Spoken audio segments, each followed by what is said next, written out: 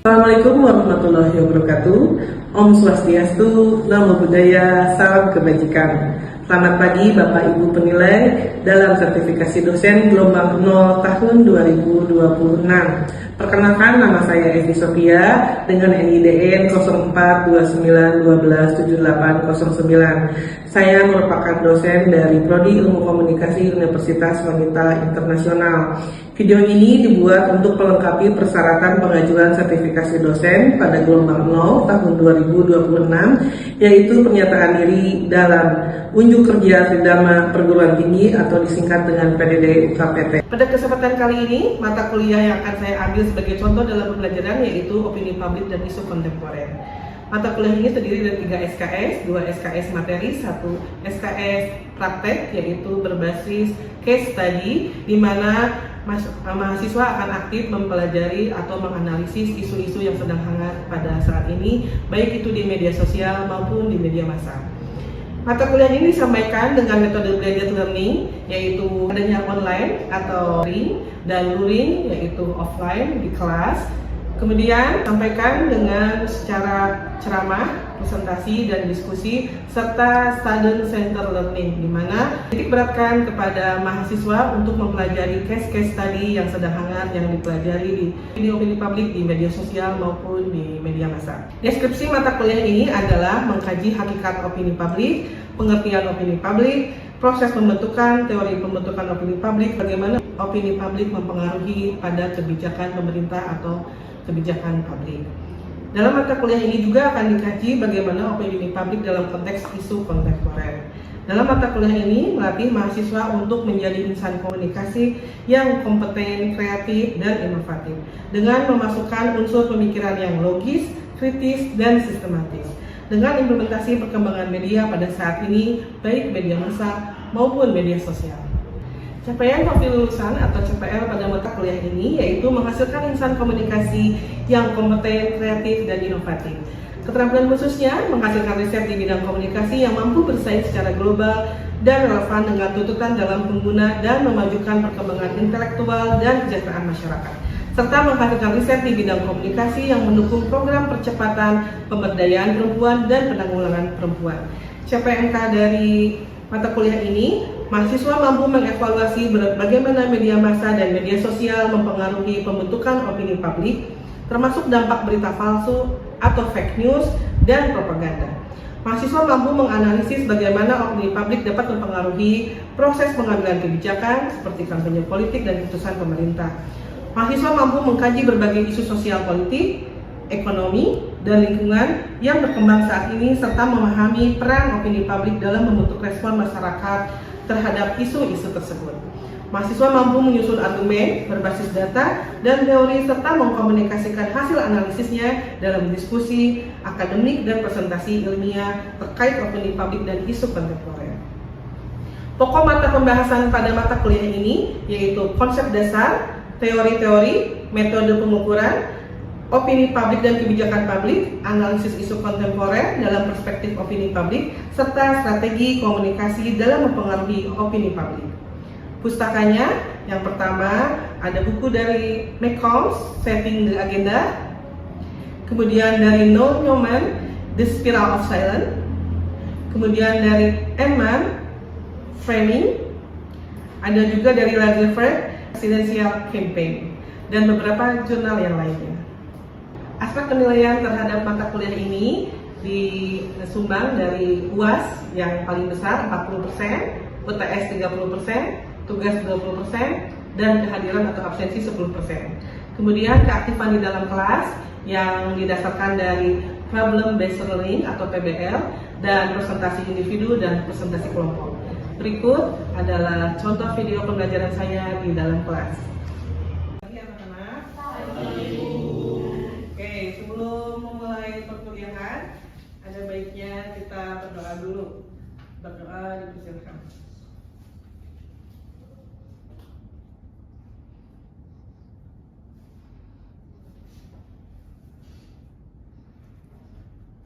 Amin, amin ya rabbal alamin.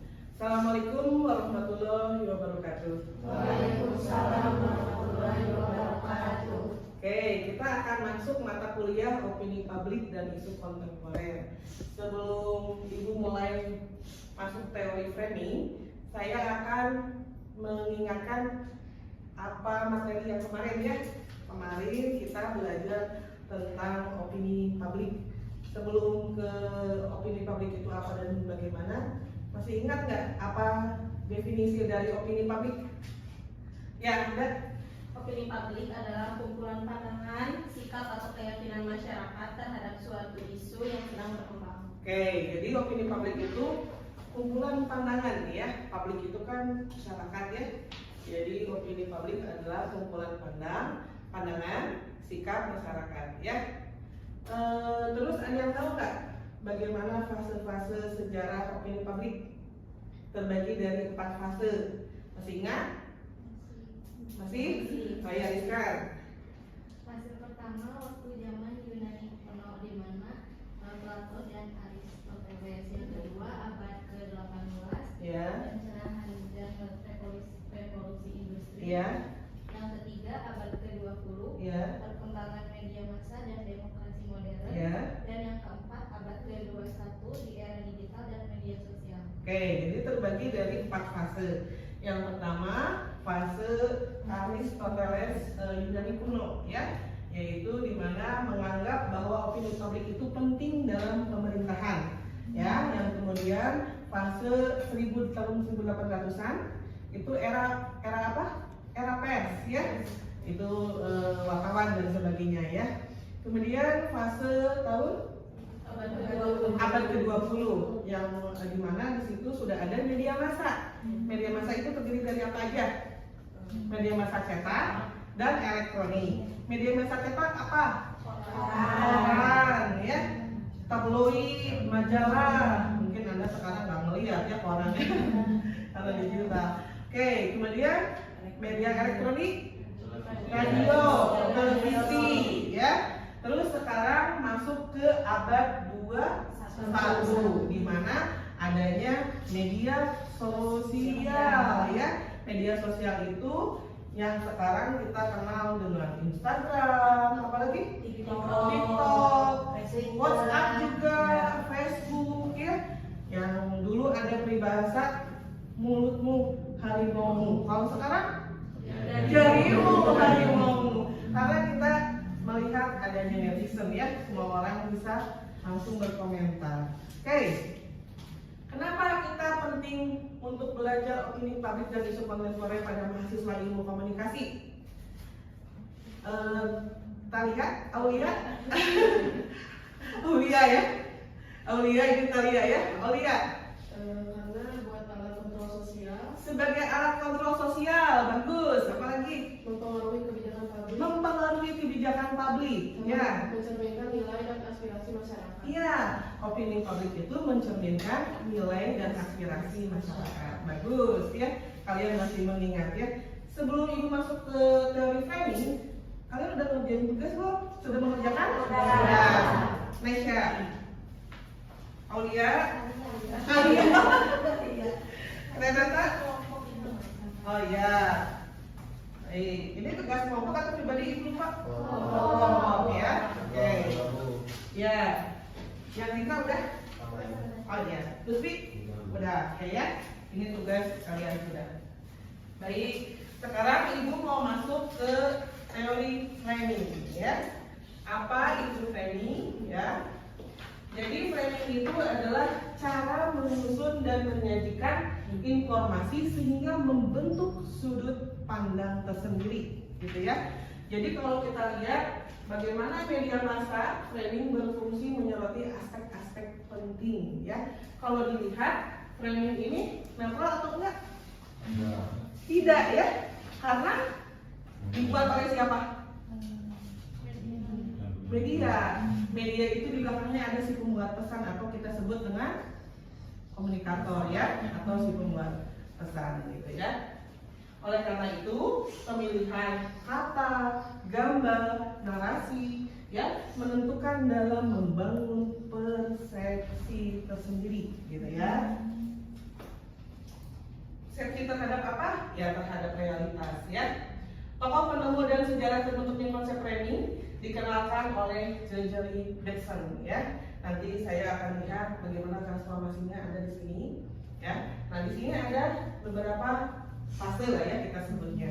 Nah yang pertama ada Gregory Bateson memperkenalkan konsep frame dalam psikologi sebagai cara manusia membentuk makna melalui kerangka berpikir ya. Tentu untuk memahami, menyederhanakan, menginterpretasikan situasi sosial yang kompleks ya. Kemudian berkembang kepada Erving Goffman ya, mengembangkan gagasan framing dalam buku Frame Analysis ya, menekankan bahwa individu secara aktif membingkai makna dalam interaksi sosial ya. Kemudian masuk ke era 90-an, framing dalam wacana media dan politik menekankan peran bahasa dan simbol ya. Kemudian ada Robert Edelman ya tahun 93, definisi formal framing dalam media menyoroti proses pemilihan umum gitu ya. Kita suka lihat ya opini-opini publik yang kami itu apalagi lagi pemilu gitu ya.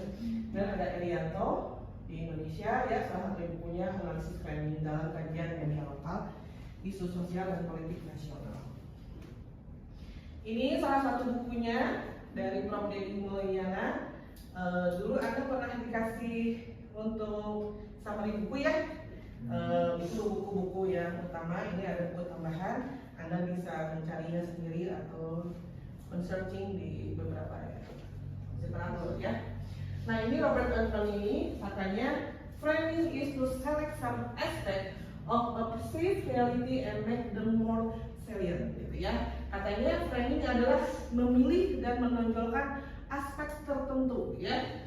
Untuk membentuk apa? Untuk membentuk interpretasi tertentu ya. Sehingga bagaimana framing itu dibentuk ya, itu dibuat oleh si pembuat pesan ya, siapapun pesannya. Kalau dulu yang membuat pesan itu adalah media massa, sekarang siapapun bisa membuat pesan ya, karena kita punya media sosial sendiri ya. Sehingga kita harus hati-hati dalam melihat berita ataupun pesan ya. Makanya kita juga sekarang adanya yang namanya hoax gitu ya, disinformasi. Hoax itu kan berita bohong ya. Kadang-kadang jangan dulu cepat menyebarkan ya, karena kita nggak tahu siapa yang membuat itu pesannya. Makanya Anda seorang ahli komunikasi harus pandai membaca pesan. Oh ini mah berita bohong, dan saya sampaikan dulu. Oh ini mah pasti ada maksud tertentu. Apalagi kemarin tahun politik ya, si A mendukung pilpres atau calon nomor sekian, si B nomor sekian. Pasti dia akan memberi dukungan yang positif buat ininya, tapi dia akan memberikan sudut pandang yang negatif untuk lawannya gitu ya. Oke. Ini ada jurnalnya dari Edelman ini ya. Anda juga waktu di awal sudah membuat review jurnal ya, dan sedikit juga Anda sudah membaca ini gitu ya. Jadi yang paling penting Edelman menyebutkan bahwa framing menjalankan 4 fungsi gitu ya. Iskan itu tugasnya pernah ya jawab ya. Jadi ada mendefinisikan masalah atau yang disebut dengan define problem. Terus diagnosis penyebab, diagnosis cause gitu ya. Membuat evaluasi moral, make moral judgment ya, dan menyarankan solusi, suggest remedies itu ya. 4 yang penting dari Edelman bagaimana membaca framing ya, yaitu mendefinisikan masalah ya, mendiagnosis penyebab, membuat evaluasi moral, dan menyarankan solusi gitu ya. Kurang lebih dari jurnalnya Edelman ya, artikelnya Edelman. Kemudian transisi teori framing di internasional pasca Edelman ya. Tahun 93 Edelman ini menonjolkan pada realitas ya, teori framing memasuki fase transformatif.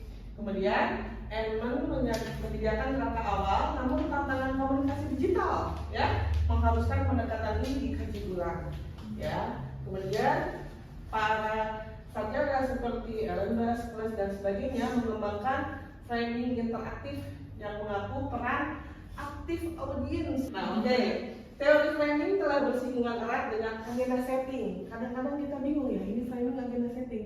Framing dan agenda setting itu adik kakak gitu ya. Sama-sama teori yang menyertai di dalam media dan opini publik ya. Kemudian medialogic serta studi representasi identitas yang berbasis algoritma dan platform ya. Sekarang kalau kita lihat algoritma, apa itu algoritma? Yang sering kita lihat itu yang akan sering muncul gitu ya. Jadi preferensi tiap orang, preferensi itu apa? Kesukaan ya. Kesukaan setiap orang itu berbeda melihat media sosial ya. Jadi kalau saya nih, saya sering nonton makanan, yang muncul tuh makanan baru sama kafe gitu ya. Kalau seseorang, anak saya misalkan seneng gym, yang muncul di halamannya itu gym, itu algoritma ya. Itulah kecenderungan di era digital ya, sehingga kadang-kadang banyak orang awam yang tidak mengerti tentang informasi yang sebenarnya karena si pembuat berita sangat banyak. Kalau dulu yang membuat berita itu media massa ya, sebuah lembaga, kalau sekarang yang membuat berita itu siapapun ya. Bahkan kita mau menjelek-jelekan seseorang, membagus-baguskan seseorang itu dengan mudahnya, dengan gampangnya kita menyebarkan berita. Makanya kita seorang ahli komunikasi ya, yang belajar komunikasi, setelah belajar ini kita bisa membedakan mana opini publik yang real dan mana opini publik yang dibuat oleh buzzer ya. Buzzer itu katanya kemarin sifatnya bagaimana? Sudah negatif, sudah positif. Ya, ada yang dipakai untuk buzzer negatif, buzzer positif. Terus kalau kita ngebedain, ini mah komen robot, gimana tuh? Ininya apa, bahasanya sama. Bahasanya sama, serentak. Bahkan pada waktu yang bersamaan, akun yang berbeda-beda menyebarluaskan si informasi itu untuk mengkaburkan opini publik dari masyarakat atau persepsi dari masyarakat. Celakanya orang awam yang kemakan gitu ya. Nah makanya kita yang sebagai agen ini ya, akademisi yang lebih pandai, lebih baik, pasti bisa menyampaikan yang sesuatu, mengedukasi keluarga kita ya. Mah jangan dulu percaya mah, itu kan belum tentu dan sebagainya. Itu ya. Oke. Ya, pada saat COVID ya, framing ini banyak sekali terjadi ya. Pada zaman konflik Rusia Ukraina juga ya, framing digunakan oleh lembaga, framing digunakan oleh perseorangan dan sebagainya. Nah, kan bangsa Indonesia mah nggak ada takutnya, sama virus juga nggak takut. Makanya pemerintah membuat framing menakut-nakuti. Kenapa? Karena supaya kalian diem di rumah, biar terkontrol, sampai kayak polisinya nggak jaga data. Framing dikasih lihat yang mati sekian dan ini sekian, itu sengaja dibuat untuk membuat efek ketakutan. Karena apa ya, kalau nggak digituin nah takut-takut kalian banyak. Nah, perkembangan teori framing dalam penelitian kontemporer ya, jadi katanya Assegaf menyoroti bahwa framing tidak selalu konsisten dan bisa bersifat ambigu. Operasionalisasi framing dalam penelitian membutuhkan kehati-hatian karena konteks budaya berbeda ya, simbol dan nilai masyarakat tiap ini berbeda ya. Jadi kita itu framing itu efektif atau bias ya, kita harus melihat ini framing ini atau poster ini atau berita ini dari mana? Karena setiap budaya berbeda. Mungkin di sana seperti itu, di sini seperti ini. Jadi kita harus bisa menyaringnya dan sebagainya ya. Tahun 2007 Van Gogh menekankan bahwa keberhasilan sebuah frame seringkali ditentukan oleh resonansi budaya. Jadi ya kita kan sudah belajar budaya juga ya. Semakin sama budayanya, semakin mudah untuk mendelivery pesan ya. Tapi kayak kita sama Malaysia gitu ya, itu relatif lebih mudah gitu ya, dalam bahasanya sedikit-sedikit lah berbeda gitu ya. Nah, Ibu udah buat contoh ya, framing yang di dunia nyata, media sosial dan lingkungan. Ya, ini ada, kalau kalian baca ya, kira-kira ini framingnya positif atau negatif? Negatif ya, kita nggak tahu nih mau maksudnya kemana ya. Oke, ini framing negatif. Nah ini positif ya.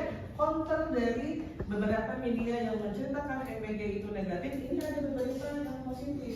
Siapa yang buat? Ya bisa pemerintah, bisa media yang netral ya, bisa juga yang memiliki tidak ada kepentingan apapun, sehingga ya bicara apa adanya gitu ya. Jadi mengantisipasi keracunan, program makanan gizi sudah diambil tindakan gitu ya, terus mengawal makanan bergizi gratis ya, terus menyoroti dugaan keracunan pangan. Jadi dalam sesuatu hal itu pasti ada pro dan kontra. Cuma kita harus netral bagaimana yang negatif itu gitu ya, bagaimana yang positif itu, dan kita harus tahu mana berita bohong atau bukan. Ini ya, ibu kasih contoh.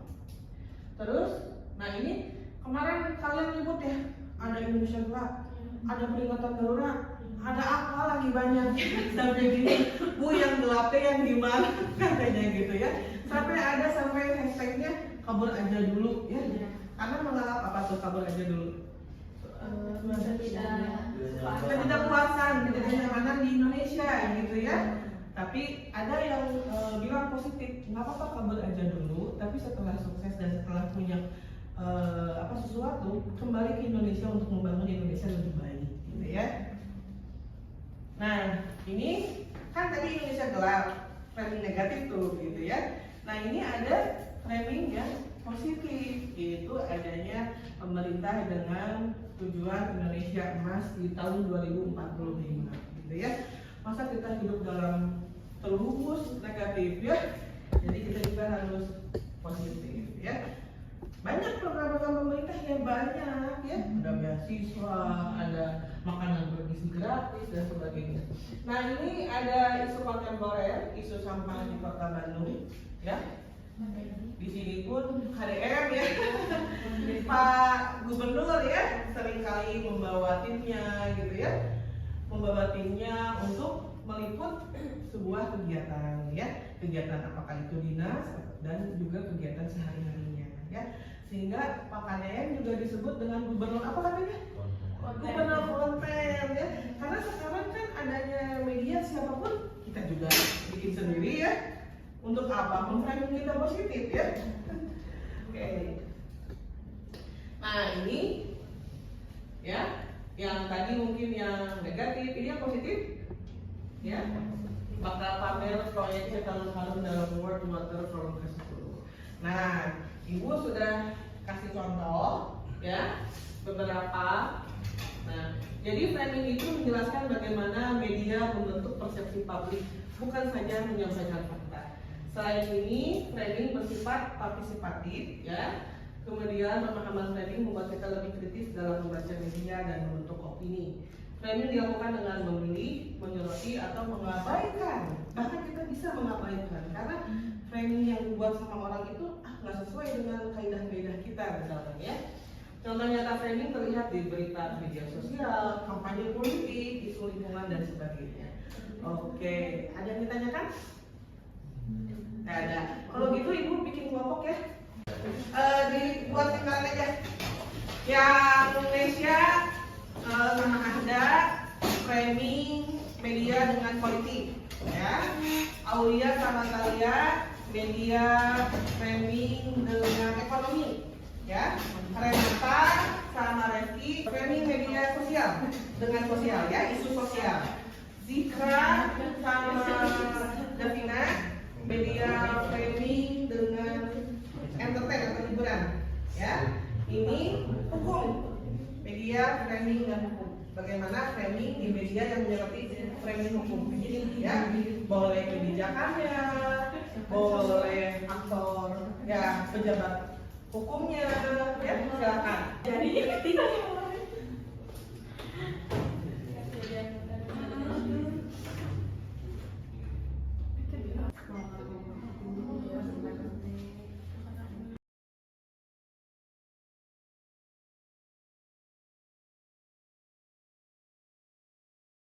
saya kasih kesempatan untuk satu atau dua orang penanya. Apa yang mau Anda tanyakan? Ya.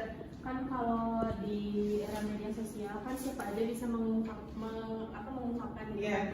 Nah kalau di framing saat ini gitu, kira-kira publik lebih percaya sama media atau sama pemerintahan gitu, atau sama perorangan gitu yang mengungkapkan di media sosial? Jadi kita lihat bahwa dulu yang membuat berita itu media massa, ya, lembaga pers, wartawan gitu ya, terus adanya media massa, media cetak dan sebagainya. Makanya kenapa sekarang ada media sosial, siapapun bisa membuat. Siapa sih yang bisa dipercaya? Nah itu kenapa disebut opini publik, itu bagaimana publik itu yang terbendung pada kebanyakan atau suara mayoritas. Biasanya seperti itu. Karena bagaimana? Karena biasanya kecenderungan kan ada yang bilang katanya suara rakyat itu suara Tuhan, ya, yang bilang gitu. Jadi kecenderungan itu bagaimana opini yang terbentuk secara besar, secara masif dan secara luas. Jadi dari situ, setelah itu kita nggak bisa melawan opini publik kan? Karena yang katanya yang masyarakat yang mayoritas itu yang suara opini publik itu yang relatif biasanya itu yang benar. Jadi kita kadang-kadang sulit kalau melawan opini publik. Berapa ya? Yang lucunya adiknya ya, lihat nggak? Oh iya, yang Cosplay. Jadi disebutnya kan dewan ya, dia apa? Dewan. Cosplay sama adiknya. Tapi gimana tingkat kepuasan masyarakat sama si Farel ini bagus nggak? Kalau lihat di TikTok Bagus ya. terutama ibu-ibu di dia. Lihat yang di Singapura yang sampai di Oh iya, yang di di berarti dia itu kan orang Indonesia yang di Singapura kan? Berarti kan ya tingkat kepuasan masyarakat mungkin tinggi ya. Apapun itu ya, mau media sosial, mau media massa, itu ada yang membuat beritanya. Jadi tetap kita harus dari segi netralitas dan kita cek recheck, karena media pun punya sudut pandang atau punya keinginan tersendiri, ya, yang disesuaikan dengan ya visi misinya, ya, dengan ownernya, dengan tujuannya dan sebagainya. Sudah cukup? Ada lagi? Terima kasih Bapak Ibu penguji, Bapak Ibu penilai. Assalamualaikum warahmatullahi wabarakatuh. Selamat pagi.